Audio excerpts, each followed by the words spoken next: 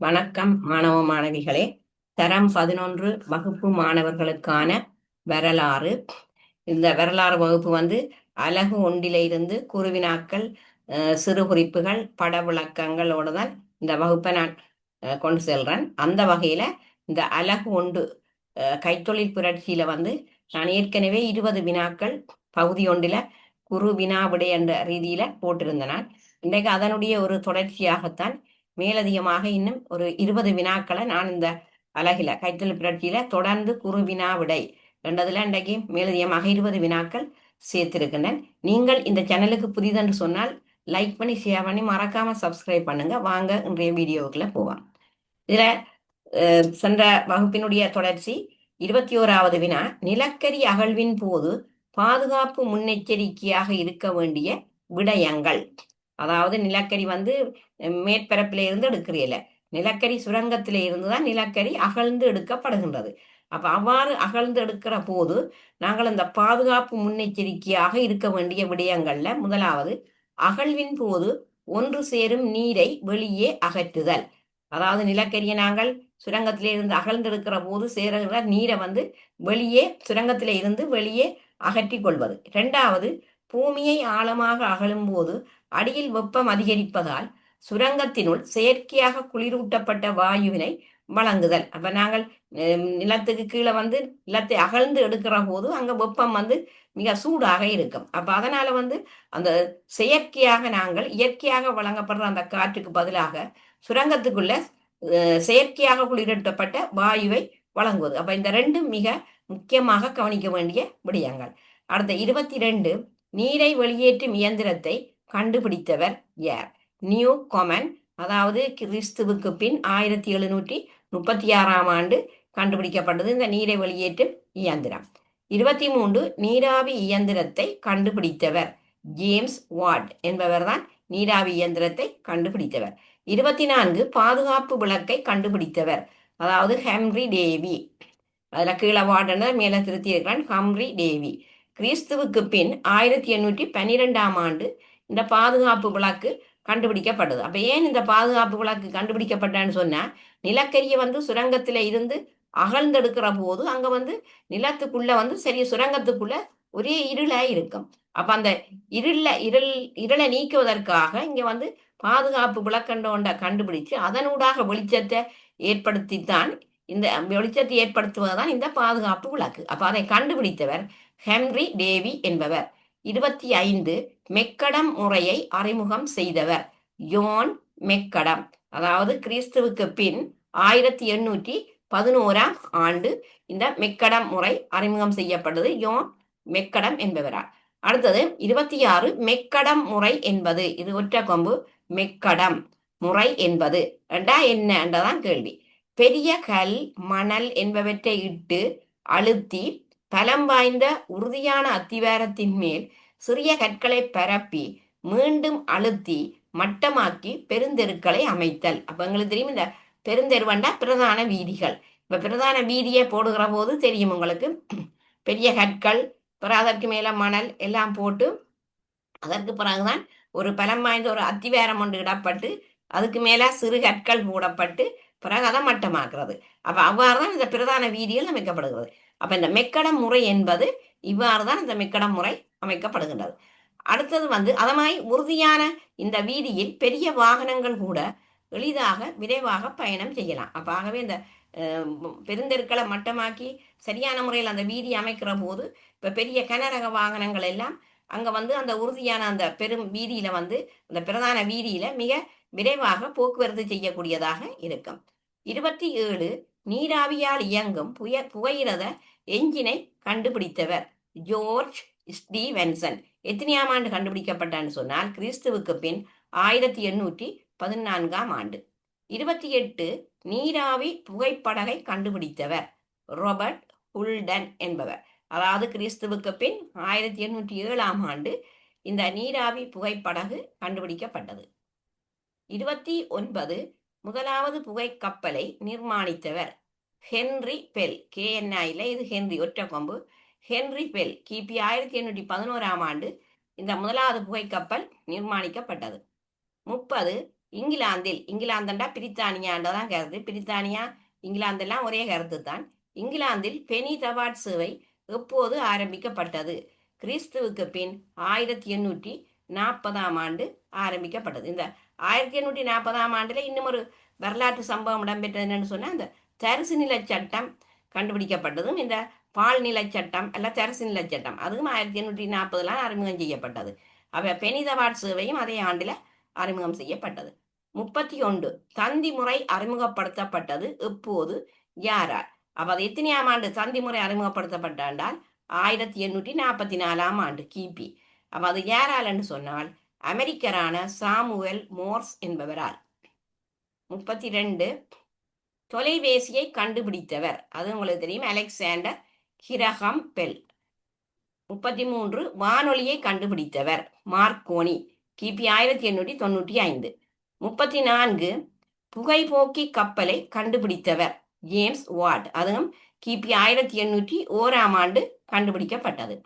அதே போல இதுல நூல் நூற்கும் இயந்திரம், அதாவது நூல் நூற்கும் இயந்திரத்தை கண்டுபிடித்தவர் யாருன்னு சொன்னால் ஜேம்ஸ் காக் கிரிப்ஸ்.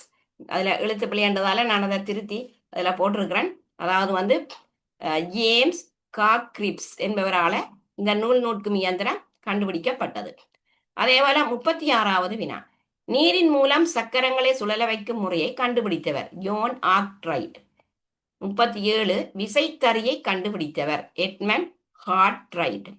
அப்ப இவ்வளவு நேரம் இதுல நாங்க பார்த்தது இந்த கண்டுபிடிப்புகளும் அவர்களால் என்னென்ன உபகரணங்கள் கண்டுபிடிக்கப்பட்டது. அதே போல இனி பார்ப்போம் 38வது கைத்தொழில் புரட்சியினால் விவசாயத்துறையில் ஏற்பட்ட வளர்ச்சி. அதாவது இந்த கைத்தொழில் புரட்சி ஏற்பட்ட போது விவசாயத்துறையில என்னென்ன வளர்ச்சி, எந்தெந்த துறைகள்ல வளர்ச்சி காணப்பட்டது. அப்ப இதுல நாங்க பார்ப்போம், முதலாவது பாரிய விவசாய பண்ணைகள் உருவாக்கப்பட்டது முதலாவது.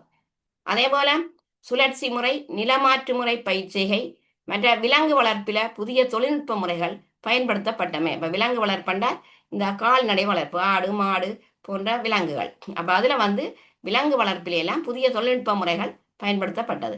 அதே போல புதிய விவசாய முறைகளும் நவீன உபகரணங்களின் பயன்பாடும் கண்டுபிடிக்கப்பட்டமை. இப்ப உதாரணமா எங்களுக்கு இப்ப விவசாயம்னு சொல்லிக்க பாரம்பரிய முறையும் இருக்குது. பாரம்பரியம்னா மரபு ரீதியான முறை. அதே நேரம் விவசாயத்துல நவீன முறைகள் அன்றைக்கு அந்த நவீன உபகரணங்களை பயன்படுத்துவது. இப்ப உதாரணமா எடுத்தோம்னு சொன்னால் இப்ப விவசாயத்துல நிலத்தை உழுவதற்கு இப்ப ஏர் அல்லது கலப்பையை பயன்படுத்தி நிலத்தை உழுவினார்.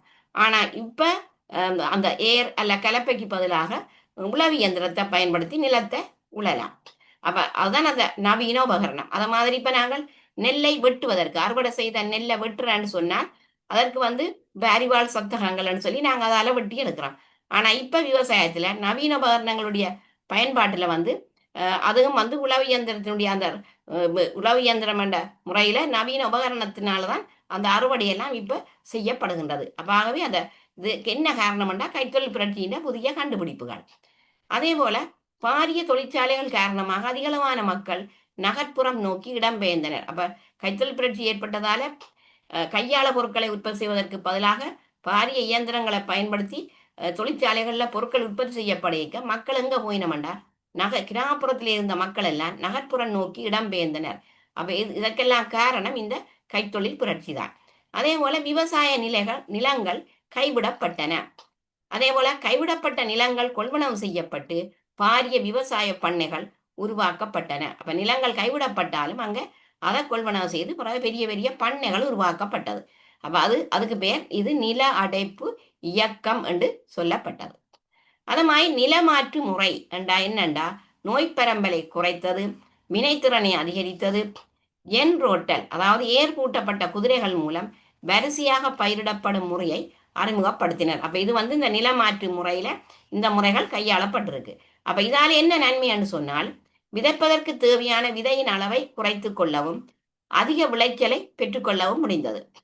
அதே போல ரோபர்ட் பெக்வெல் செம்மறியாடு இனப்பெருக்க முறை உற்பத்தியும் இங்க அதிகரித்தது. அப்ப இதெல்லாம் அந்த நிலமாற்று முறை பயிற்சிகை கீழே இவ்வாறான மாற்றங்கள் கொண்டு வரப்பட்டது. அத மாதிரி உரத்தை நாங்க எடுத்தோம்டா 1800 குவானோ உரம் தென்னாப்பிரிக்காவில் உற்பத்தி செய்யப்பட்டது. அதே போல ரசாயன உரம் மற்ற கிருமி நாசினி இவைகள் எல்லாம் பிற்காலத்துல கண்டறியப்பட்டது. அப்ப இதெல்லாம் இந்த விவசாயத்துல காணப்பட்ட ஒரு நவீன முறைகள். இப்ப ரசாயன உரம் எல்லாம் இது ஒரு செயற்கை உரம். அதே நேரம் பாரம்பரிய முறையில் நாங்கள் நிலத்துக்கு வந்து இந்த மாட்டெரு மற்றது அந்த அதாவது இலகுலை அதுகளைத்தான் நாங்கள் முதல் பாரம்பரிய முறையில் பசலைகளாக பாவித்தது. ஆனால் நவீன முறையில் வந்து இப்போ உரமெல்லாம் யூரியான்னு சொல்கிறது அதெல்லாம் இப்போ விவசாயத்தில் பயன்படுத்துறது வந்து இந்த யூரியா கண்டுபிடிக்கப்பட்டதால இந்த பாரம்பரிய முறைகள் வந்து கைவிடப்பட்டிருக்கு. பசலைகளில் இலகுலை மாட்டெரு அதுகளெல்லாம் விவசாயத்தில் பயன்படுத்துகிற இப்போ அருகி விட்டது. அப்போ அதுக்கு பதிலாக இப்போ ரசாயன உரத்தை பயன்படுத்தினேன். அப்போ இதெல்லாம் இந்த கைத்தொழில் புரட்சியினுடைய ஒரு வளர்ச்சி தான். அடுத்தது 39வது வினா, 19ஆம் நூற்றாண்டின் பிற்பகுதி 20ஆம் நூற்றாண்டின் முற்பகுதி கைத்தொழில் துறையில் வளர்ச்சி அடைந்த ஒரே ஒரு ஆசிய நாடு அது எதன்னு சொன்னால் ஜப்பானை நாங்கள் சொல்லலாம். அப்ப ஜப்பான் தலைநகரம் டோக்கியோ. இதில் வந்து உலகப்படத்துல குறிக்க வாருது ஜப்பான். ஜப்பான் தலைநகரம் டோக்கியோ. அடுத்தது 40வது வினா, 20ஆம் நூற்றாண்டில் கைத்தொழில் புரட்சி பரவிய நாடுகள். அதாவது இந்தியா, சீனா, அதே போல இலங்கை போன்ற நாடுகளில் இந்த கைத்தொழில் புரட்சி வந்து பரவியது எங்க 20ஆம் நூற்றாண்டில் தான். இந்த கைத்தொழில் புரட்சி பரவிய நாடுகளுக்குள்ள இந்த ஆசிய நாடுகளை நாங்கள் சொல்லலாம். இந்தியா, சீனா, இலங்கை போன்ற நாடுகளில் இந்த துறை வளர்ச்சி அடைந்தது. அதே போல 41வது வினா, அரசியல் துறையில் ஏற்பட்ட மாற்றங்கள் என்ன? கைத்தொழில் புரட்சியால அரசியல் துறையில் என்ன மாற்றங்கள் ஏற்பட்டது? ஒன்று, பணக்கார வகுப்பினருடைய தோற்றம் உருவாகிறது, அதாவது முதலாளித்துவ வர்க்கம். அதே போல உழைப்பை விற்கும் ஏழை வகுப்பினரின் தோற்றம். அதே போல பணக்கார முதலாளிமார் ஏழைகளை சுரண்டினர். அப்ப இங்க வந்து இந்த முதலாளி தொழிலாளி வேறுபாடுன்றது இங்க காணப்படுது. அது என்னன்னு சொன்னால், இப்போ ஒரு முதலாளி வந்து ஒரு தொழிலாளிக்கு 10 ரூபா சம்பளம் கொடுக்கணும்னு சொன்னால் அவர் வந்து அந்த முதலாளி 10 ரூபா கொடுக்காம 5 ரூபா தான் கொடுப்பார். ஆனா மிகுதி 5 ரூபாவை தான் என்ன செய்யறார் அந்த முதலாளி, தான் லாபம் என்ற பெயர்ல சுரண்டி கொள்ளுகிறார். அப்ப இவ்வாறு தான் இந்த முதலாளிமார் ஏழைகளை சுரண்டினார்கள். அப்ப இதெல்லாம் இந்த அரசியல் துறையில் ஏற்பட்ட மாற்றங்கள். மற்ற குறைந்த கூலியை வழங்கினார். இப்ப நான் சொன்ன மாதிரி இப்போ ஒரு ஆளுக்கு 10 ரூபா சம்பளம்னு சொன்னா 10 ரூபாயும் அப்படியே கொடுக்குறேன் முதலாளிமார். அப்ப அவர்களுக்கு வந்து என்ன செய்யணும், 5 ரூபா அரைவாசி காசை கொடுக்குற அரைவாசியை தாங்க சுரண்டுறது. அப்ப அதுதான் அந்த குறைந்த கூலி வழங்குறது. அப்ப இவ்வாறான பிரச்சனைகள் எல்லாம் ஏற்படுகின்றது. அப்ப ஆகவே இந்த கைத்தொழில் புரட்சி அரசியல் துறையிலையும் அதே போல நான் ஏற்கனவே சொன்னது போல விவசாய துறையிலையும் மாற்றங்களை ஏற்படுத்தி இருக்கின்றது. மற்றது நான் இப்ப சொன்ன இந்த கண்டுபிடிப்புகளை நாங்கள் எடுத்தோம்னு சொன்னால் கண்டுபிடிப்பு, அந்த கண்டுபிடிக்கப்பட்ட உபகரணம், மற்ற இந்த ஆண்டுகள் என்றது உங்களுக்கு பகுதி ஒன்றில் 4 விடை கொண்டா கேட்கலாம். அல்லது தொடர்புபடுத்தல், நிரல் 1 நிரல் 2 தந்துட்டு கொஞ்சம் நிரல் 1 இந்த கண்டுபிடிப்பாளருடைய பெயர், அங்கால நிரல் 2 கண்டுபிடிப்பு. இப்போ உதாரணமாக நாங்கள் எடுத்தோம்னு சொன்னால் இப்போ பாதுகாப்பு விளக்கு என்றது எடுத்தோம்னு சொன்னால் ஹம்ரி டேவி ஒரு நிரலில் தருவினம், அங்கால நிரல் 2 பாதுகாப்பு விளக்கு. அப்படி ஒரு 4 விஷயத்தை தந்துட்டு அதை தொடர்புபடுத்தி சரியான ஒழுங்குமுறையை கேட்கலாம். அப்போ அவ்வாறு பகுதி 2லையும் பெறலாம். அதே போல் இந்த பகுதி 1 பகுதி 2லையும் இவ்வாறான வினாக்கள் கேட்கப்படலாம். ஒரு 4 கண்டுபிடிப்புகளை போட்டுட்டு அது இப்போ பாதுகாப்பு விளக்கு, அதே போல் இங்கால வந்து நீராவி புகைப்படகு, முதலாவது புகைக்கப்பல் என்று போட்டுட்டு அடைப்பு குறிக்க சொற்கள் தெரிவினான்.